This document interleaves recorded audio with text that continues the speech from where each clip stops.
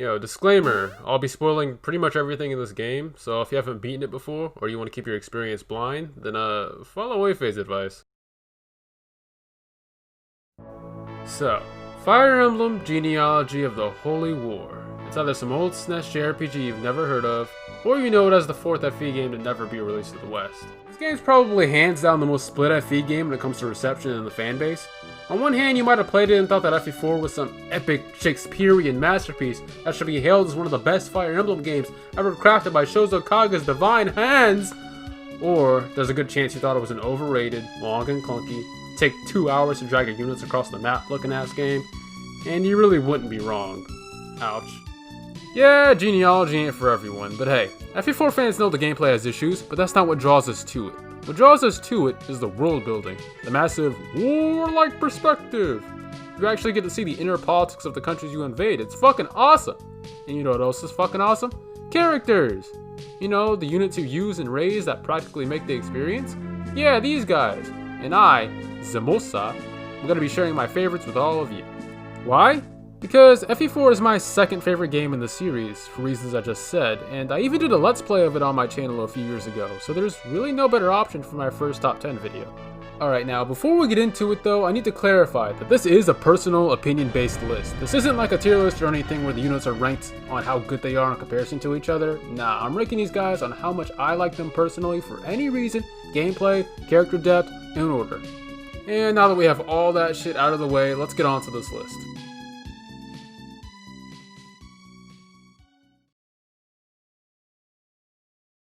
So, starting off at number 10, we have your clutch early game healer, sister of Sigurd, wife of...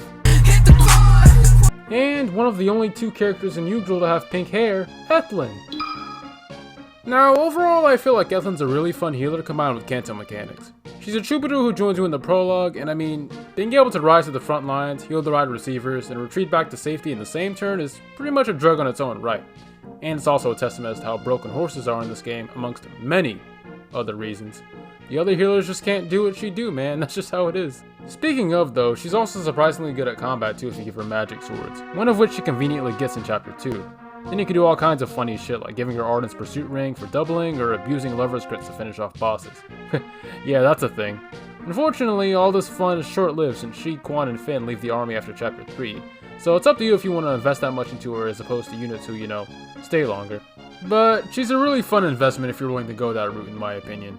Now why is she only number 10? Well, she leaves again. And character-wise, she's not really interesting at all. And that's if we don't mention the 1000 IQ decision to take her 2-year-old daughter into a desert war zone, who also happens to be a valuable Holy Blood heir. Yeah, we all know how well that went down. Mother of the Year, everyone.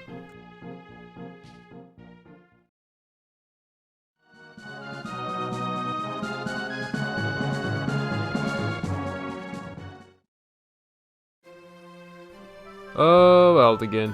That super cool stallion knight you remember from the Agustria arc? The one who saved your ass in chapter 1 with his broken ass holy weapon? What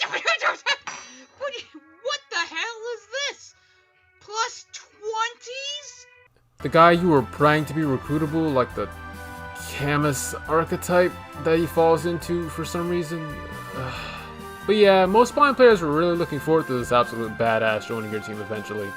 And then at the exact moment you think he's going to, he just fucking dies. Had to do it. Wait.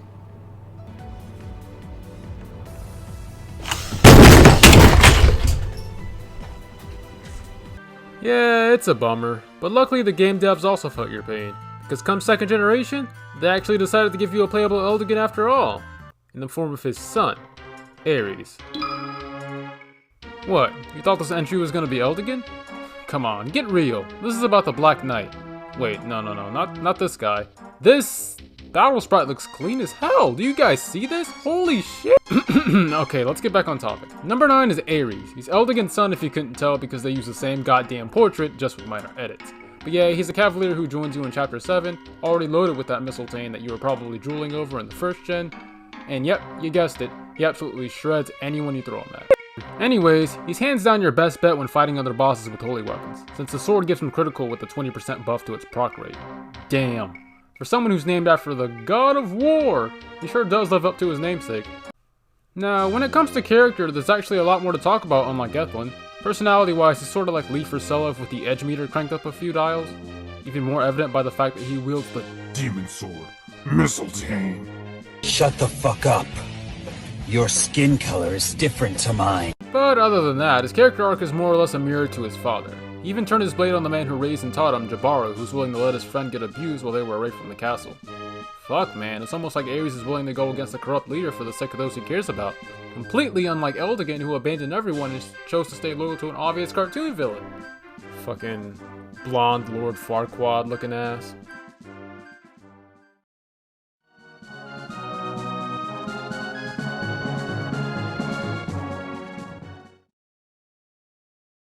So, you know how in the Tellius games there's Eulogous dancers like Racing who can dance multiple units at a time but at a cost? Well, what if I told you that there's a unit like that in this game who can dance up to 4 units at a time without having to waste a turn transforming, and can become virtually mounted with Kanto while doing so? What? No, not Layla. Fucking filthy ass substitute. It's Sylvia! You know, the dancer you get in Chapter 2 with Levin to fight off the bandits? No, not ringing a bell? Okay, how about the unit who always accidentally pairs with someone you didn't want her to by Chapter 4? Still no? Wait, what do you mean you killed her off to get her substitutes? What do you mean you'd rather take away instant inheritance for some charm? Anyways, Sylvia is number 8, and she's 100% guaranteed to save your ass or your turn count in most situations if you give her the right stuff. And by right stuff, of course I mean the leg and night rings you get later on, because when you combine those two, you get... What kind of drug is this? Oh yeah, by the way, she's obviously not meant for combat, but you can do some funny shit like this if you want to abuse her miracle skill in the arena. It's not really important at all, but it can be fun every once in a while, so go wild. Now, with all that being said, I also find Sylvia's interactions with the other characters to be pretty funny. I can't help but smile at her antics sometimes, and coupled with her utility, I guess that's enough to put her at number 8.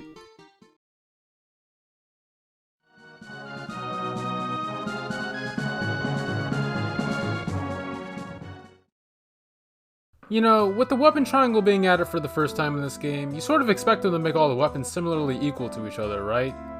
Right? Yeah, axes suck ass in this game. But do you want to know which Chad uses axes and prefers to kick the ass instead of sucking it? Yo dude, what the fuck? That sounds awful. Why did I leave that in the script? Well, guess what? You've already seen him. It's number 7, Lex.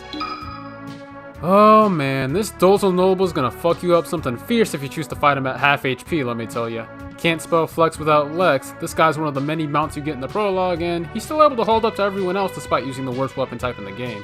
And yeah, I know that most of that's from him getting the Brave Axe from an event, which lets him double in one round most unpromoted enemies you fight. And he has a pretty good defense stat and growth due to his Holy Blood.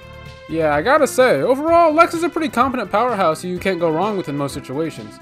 Hell, there's a good chance he'll be your first unit you promote too, since he gains double EXP from Paragon, which I'll let segue into what I really love about using Lex, his pairing potential. Since he passes down both Vantage and Paragon, he's probably one of the best fathers in the game overall, and you can make some pretty epic combinations if you know who to tie him with.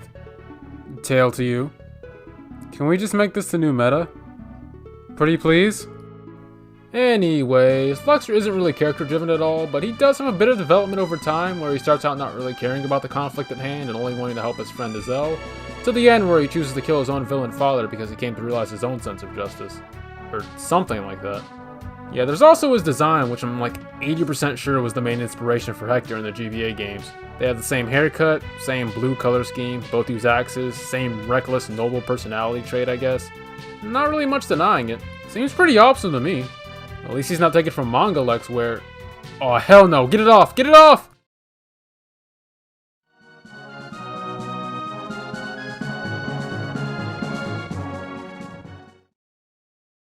I think anyone who's finished Genealogy knows about the holy trinity of heirs in Gen 2. You got your Seliph, the Prince of Light, Ares, the Black Knight, and everyone's favorite, number 6, Leif, the Master Knight. I'll be honest, I was pretty surprised to see Leif playable on my first time going in, since I already knew he was in Thracia and I thought he was an exclusive character to that game. I'm probably not alone though. Now, Prince Loaf of Breadster is a unit that I will not blame you for thinking was absolute dog shit starting out in Fe4. Why would I use this unit, Zemosa? He's a sword-locked unmounted unit who doesn't even have pursuit and is also at level 1 in chapter 7, when I've already been training up Seliph to this point for a whole chapter. And yeah, it may seem like that way at first, but I'll tell you what, train Leaf. Give him the benefit of the doubt and that little extra push he needs to get the ball rolling. Then on promotion, feast your eyes on the single best class in the entire series, Master Knight. Wow, look at all those weapon ranks. Yeah, when you have essentially a paladin that can use almost everything in the game from A rank, shit tends to get pretty crazy. You can build this motherfucker any way you want. You want him to be your second Brave Axe Knight? You got it! You want him to be your clutch hit and run Bow Knight? You got it!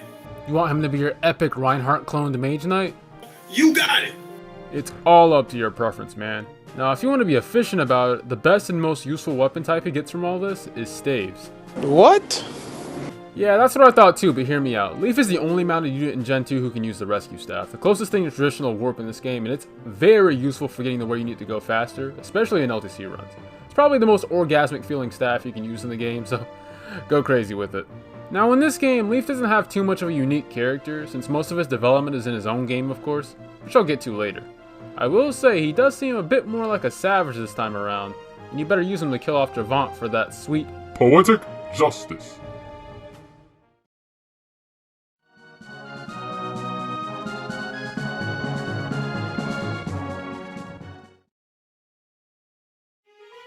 Man, I love Pegasus Knights.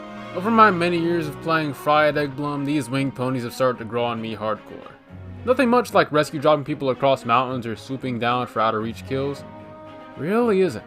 Speaking of, you don't really get too many flyers in this game, and they're arguably not all that good in it.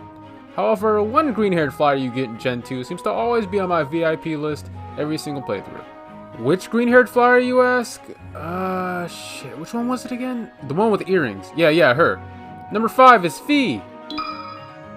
She's the daughter of Eulogous who you get in Chapter 6, and even though she's only at the halfway mark in this list, Fe usually gets hands down the most kills out of any unit in most of my playthroughs, besides Seliph and the other lords probably. She's my good old reliable for any situation, whether it's sending her down to Leinster to help Leaf's party out or going to save a faraway village, I can always count on Fe to kick absolute ass on every turn she's within range of anything.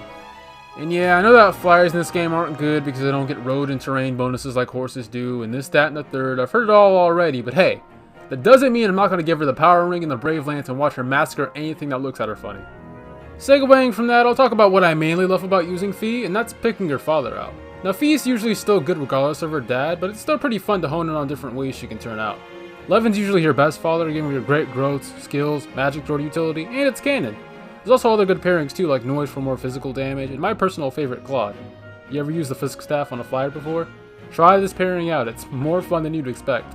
Overall, there's a lot of cool options you can pull off with Fe, and that's also why she's so high on this list over characters like Ares, who's undeniably better. With him, you're just going to throw Mistletoe at everything and clean house. With units like Fe and Leaf, there's a lot more variety as to what you can do with them. And I like variety. You get me? You get me.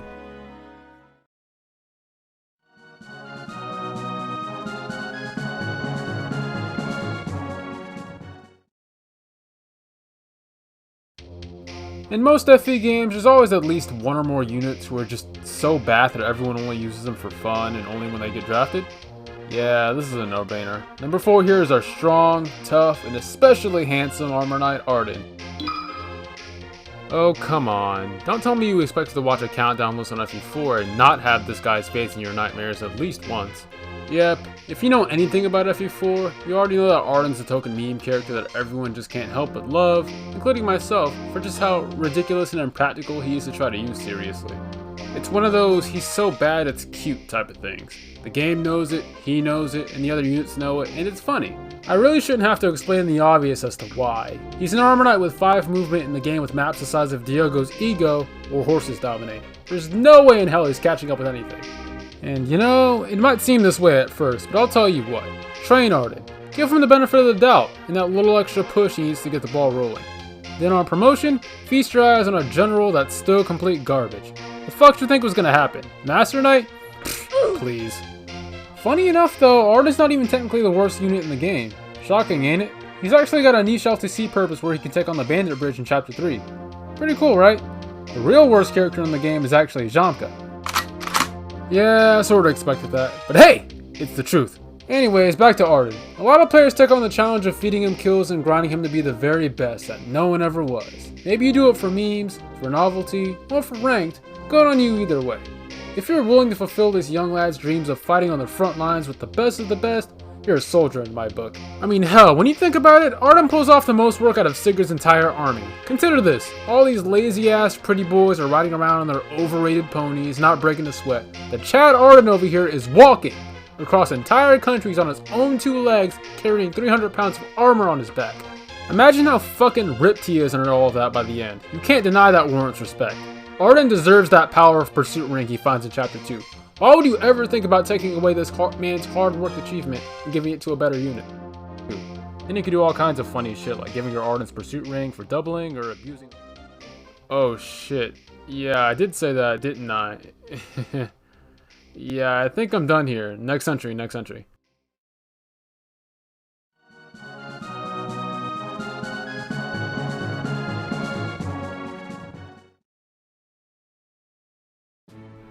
Oh boy, the top 3. This is it, guys. These last few are going to be really story driven, so please bear with me here. I don't have a good build up for this one, so number 3 is going to be the main character himself, Sigurd. Yeah, you were waiting for this, weren't you? This be he, the man, the myth, the Zigludo. He's here and he's absolutely fucking broken. I think everyone who's played the game already knows how goated Sigurd is, so I'll keep it brief. Pre-promoted lord with good bases and growths who can literally solo the entire first half of the game if you wanted to. Even when you're not going for that, he's still usually getting most of your boss kills, and you need all you can get to pass down to solo. So your Chapter 5 Sigurd's probably looking a lot like this.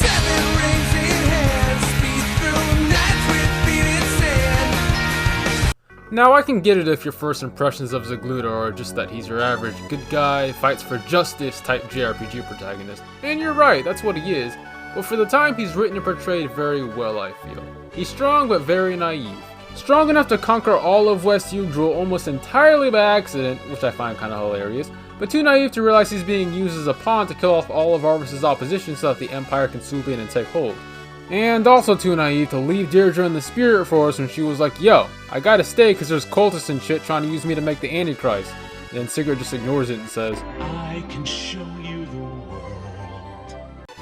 He doesn't think before he acts. His first instinct is always to do what feels right in any situation, like most other lords, but unlike those, that's what gets him betrayed and killed at the end and leads to all the fucked up shit that happens later on in the game. See, he actually faces the consequence of that mindset and leads his army to their deaths because of it. Shit's deep, man. Hey, you know what? Speaking of this scene, let's talk about the fan base. Yeah, you heard me. I'm tired of everyone memeing this scene to hell and back. Yeah, I know it's kind of funny the first 2 times you joke about the ha-ha, the lord that dies, and cute barbecue joke, but look, I feel like the serious and emotional impact that Valhalla and Sigurd's character is supposed to have sort of gets lost most of the time.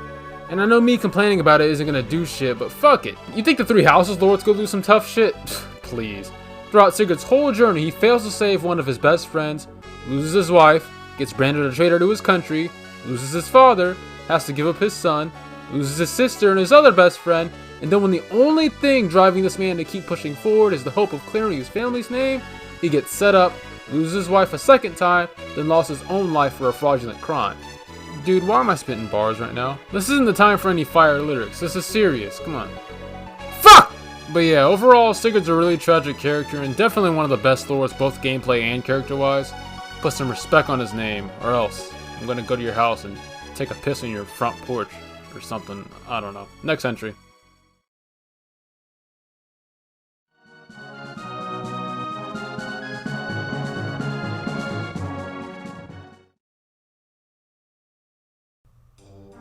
So if you're like me or most people who watch movies, read books, absorb any type of media overall, you might find villains or antagonists to be more interesting characters than the heroes.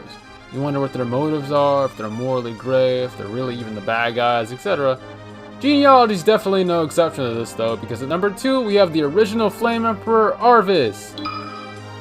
I know what you're thinking right now.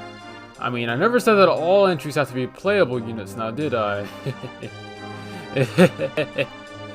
But come on, let's be real, this wouldn't be an Fe4 video without Arvis.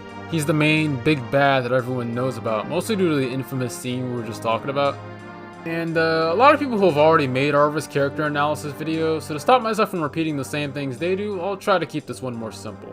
Arvis clearly isn't a bad guy, despite him having the most evil looking portrait in the game. If you read his shit, it's easy to see that he wants the best for Yggdrasil overall, and to him, becoming the Emperor is really the only feasible way to make his dreams possible of uniting the continent and ending the constant warfare. Now, I personally have a lot in common with Arvis as a character when it comes to his huge ambition and his idealism, like his overwhelming ambition and idealism, which is why he's so high on this list. I mean, you gotta love it, just listen to this. I will remake the world, tear down divisions and make things equitable for all. Now, if you want to talk about Valhalla, it makes perfect sense why Arvis had to do this to make sure everything went right. As I said before, Sigurd conquered 3 whole countries without a holy weapon, mind you. So there was no way in hell Arvis was just going to let the biggest threat to his plan and probably the strongest army on the continent roam freely without stamping them out.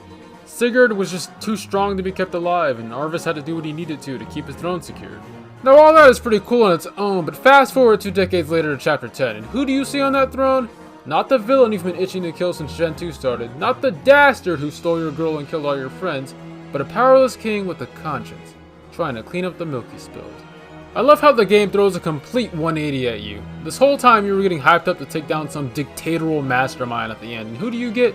A puppet being bullied by his own son, and forced to watch the kingdom he wanted to save get torn apart by the same group that supported him.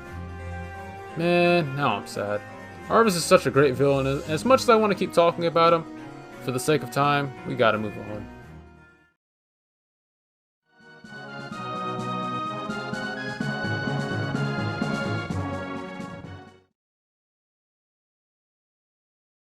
Alright, so before we talk about number 1, I want to mention 2 characters that almost made it onto the list, but not quite.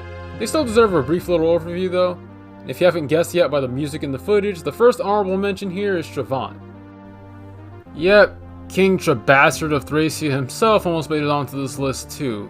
He's a lot like Arvis where he just has to do villainous shit to help others out. In this case, it's keeping his country from starving to death because the Manster nobles refuse to share any resources with them. And the biggest thing Trevant had going for him is that he has single-handedly the best fucking design out of any villain in the series. Disagree with me on this shit, I don't care. Look at this dude. A fucking dragon's head on one pauldron and the scales on the other, while they're also lining his cape. You can't get more badass than this. I'm sorry. But yeah, I also didn't want 2 unplayable villains filling up the list, so there's that. Sorry, Trevant. Anyways, moving on to the second mention, it's Seliph! Now, this may come as a big shock to some people who knew me for a while, because I actually used to have Seliph as my mascot not too long ago back when I went by Paifu. So what changed? I'll be honest, I kinda fucking hate this kid now, every time I compare him to his father. I don't know, it's hard to explain, I'll have to make my own separate video on it sometime. But yeah, I used to go around saying that Seliph was my favorite character and lord in the series at one point. Just because he was my mascot, and honestly the only reason I chose him as my mascot is because of his design, which is just long-haired Marth, and I wanted to be a special snowflake with an uncommon FE rep, so that ended up happening. Still deserves a shout out nonetheless though.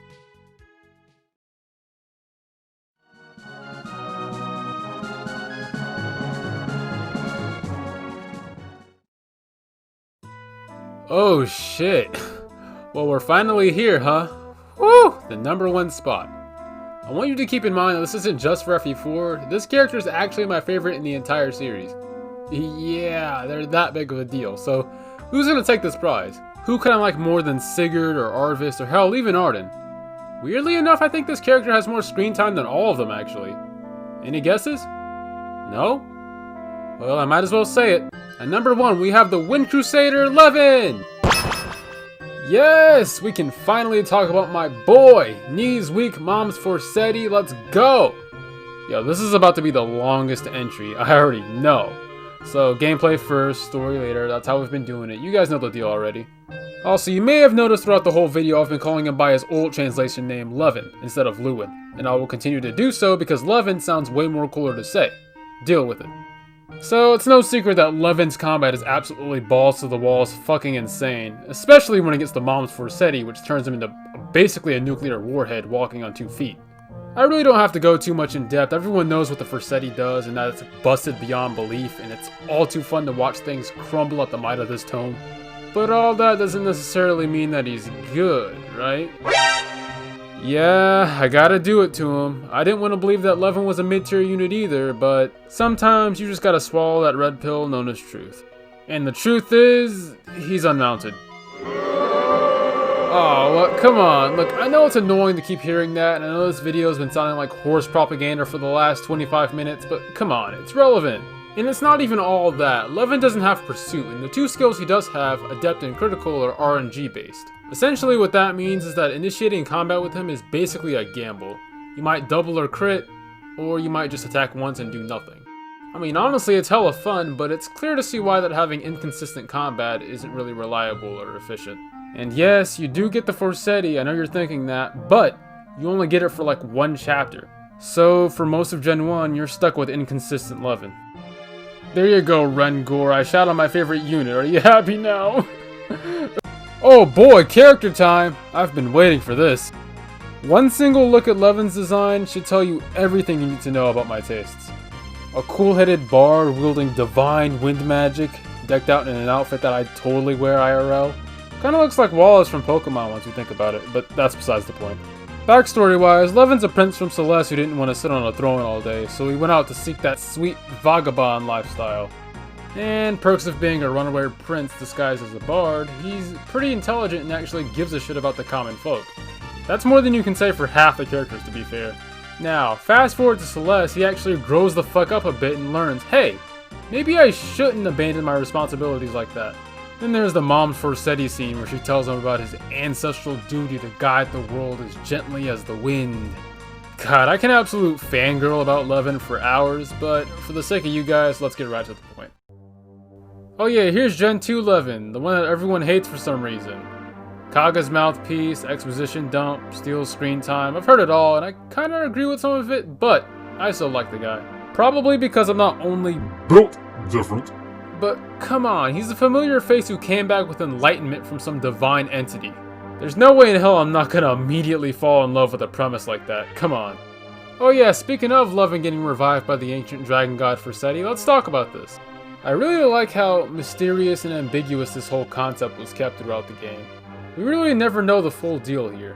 Is Levin straight up possessed by Fᴇᴜ, or is he just under the god's influence the entire time? We never really know 100%. But what I do know is that everyone loves to bitch about how he's a dick to his kids all the time. And yeah, he is, but you have to consider. Levin's basically a reanimated corpse on borrowed time, only alive to do one thing, and that's to make Self a hero. Pretty sure he knows that he can't afford to deviate from his mission, and that means pushing away his kids so he won't get attached, or vice versa. God, I love this character. You know what, I've been rambling for long enough. Levin's my favorite character in Genealogy of the Holy War, and the Fire Emblem series as a whole.